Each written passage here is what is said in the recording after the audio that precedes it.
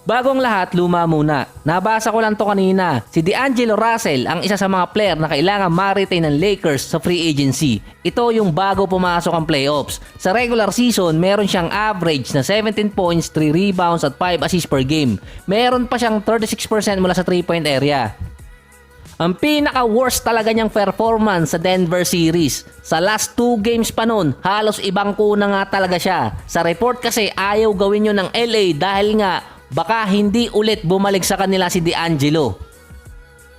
Isa siya sa biggest replacement na nakuha ng Lakers via trade para makapasok sila sa postseason. Yun nga lang, bumagsak ang kanyang average at naging inconsistent sa postseason na meron lamang siyang average na 13 points, 4 rebounds at 4 assists per game.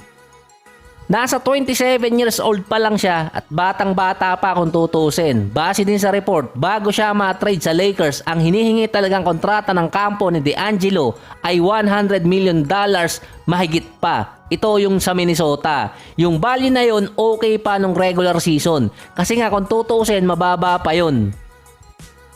Pero nung pumasok na ang postseason, lalo na yung Denver series, dito naman sinasabi ni Jake Fisher ng Yahoo Sports, walang team ang mag-o-offer kay D'Angelo ng ganong kalaking kontrata dahil nga lang sa isang playoff series.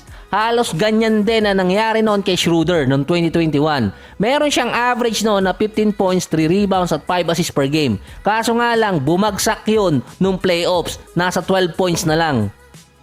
Nang mapunta rin siya sa LA, ni-request niyang ayaw niyang maging 6-man at yung starting position talaga ang kukunin sa kanya. Tinanggihan niya pa yung offer ng LA noon, na tinanggi din naman ni Schroeder na tinanggihan niya, basta nagkatanggihan yung dalawang kampo. Hanggang sa walang team ang kumuha sa kanya sa value na gusto niya, hanggang pumatak siya sa Celtics at naging agent 5.9. Dahil din yun sa sinabi ni Magic Johnson na hindi talaga Lakers ito si Schroeder. Nabawi naman niya ngayon season yun para makakuha din ng magandang kontrata.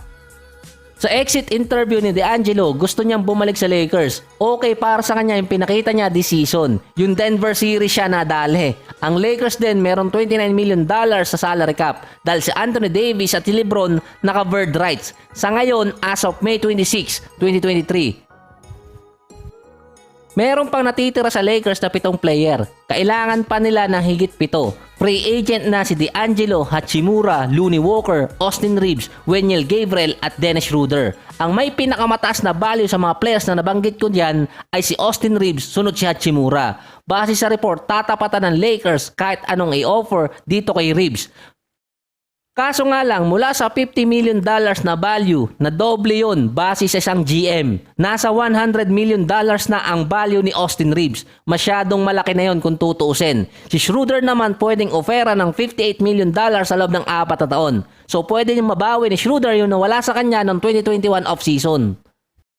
Si Rui Hachimura, dati ang binanggit niya, ang habol talaga niya ay yung bilang ng taon, hindi yung taas ng kontrata. Nung nasa Wizards pa siya, $12 million per season ang binibigay sa kanya. Inangat yon sa 13 hanggang 14 million.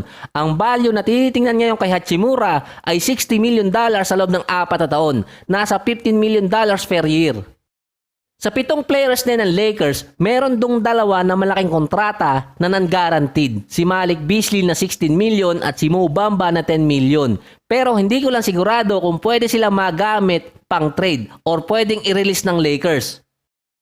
Hindi naman sila masyado nagagamit plus kumakain din ng salary cap. Hindi buong $26 million yun. Base pa kay Sam Saranya ay nasa listahan ng Lakers si Kyrie at si Fred VanVleet na makuha this offseason. Naakala ko ba ayaw ng Lakers dito kay Kyrie pero naiba rin. Kung kukunin kasi ng Lakers ang isa man kay Kyrie or dito kay VanVleet, meaning noon kailangan nilang bitawan si D'Angelo. Pwera na lang kung si D'Angelo kukuha ng minimum contract or mid-level exception. Yung isa pang kinakabit dito sa Lakers ay si Trae Young. Yun nga lang, mahirap kunin yun dahil malaki ang value bilang player pati kontrata. Kung makukuha kasi ng Lakers si VanVleet, pwedeng ilaban doon si D'Angelo sa sign and trade para ma-match yung kontrata niya. Ang free agency base sa report ay June 30 US time, July 1 PH time. Ang deadline naman para sa player option ay June 29 US time at June 30 PH time. Si Jordan Clarkson, sinabi nga niya dati na 1 month ang pledge niya para maglaro sa Gilas or mag-ready. May report kasi ngayon na di umano ipa-file ng Gilas or SBP sa FIBA na si Brownlee ay maging local player dahil nga mostly ng kanyang karir nasa Pilipinas siya para magsama si Brownlee at si Clarkson sa Gilas. Kasi nga mahirap mamili sa dalawa kung sino maglalaro. Nabigyan na kasi ng ruling na naturalize si Clarkson. Kaso nga lang din si Brownlee, ruling sa kanya, naturalize din. Based din sa report, nag-iba kasi ang landscape ng free agency dahil nga sa nangyari sa playoffs. Ito yung mga teams na pumasok at maghahanap ng pandagdag sa lineup. Dahil si Clarkson ang isa sa mga biggest free agent kung sakali. Ito yung bago pumasok ang postseason. Pero dahil nagkaroon nga siya ng injury papatapos ng regular season, ayon sa report ni Jake Fisher ay narumble ang value ni Clarkson sa mga teams ngayon sa free agency market. Papatak na kasi rin ng 31 years old si JC. Pwede na kasi niyang bitawan yung $14 million na player option at kumuha ng mas malaki at longer contract sa ibang team or kahit doon sa Utah Jazz. Ang Jazz din ang isa sa mga team na merong malaking salary cap ngayon at kayang ibalik si Clarkson sa kanilang lineup. Nasa $41 million pa ang natitira sa kanila. Pero kapag merong nag-offer kay Clarkson na mas malaki, sinasabing bibitawan din nila si Clarkson. Dahil sa report, yung mga guards ngayon ng isa sa naging impact talaga sa playoffs, doon din pwedeng lumaki or lumiit ang kontratang pwedeng makuha ni Clarkson sa free agency market. Bukod doon kung saan team siya mapupunta. Kung Jazz okay lang kasi nga pinapayagan siya maglaro sa national team. Yung ibang mga players din kasi base sa report pagbabasihan ang game nila sa international game. Kung makakakuha din sila ng malaking presyo dito sa free agency. Kaso nga lang, August pa yung World Cup. Meron din mga teams na hindi pinayagan ang kanilang mga players na maglaro sa national team. Lalo na kung merong pang injury nakuha. Pero sakop pa rin naman ang kanilang insurance yun kapag FIBA regulated games.